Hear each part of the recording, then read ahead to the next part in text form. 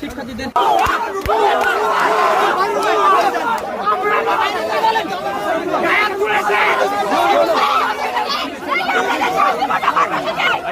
ছাত্রকে ছুমেরে উঠে নিয়ে যাওয়া, শিবির বলেন আর যাই বলেন, এইটা খুবই অন্যায় এবং এই কারণে আজকে দেশের এই পরিণতি ঘটেছে।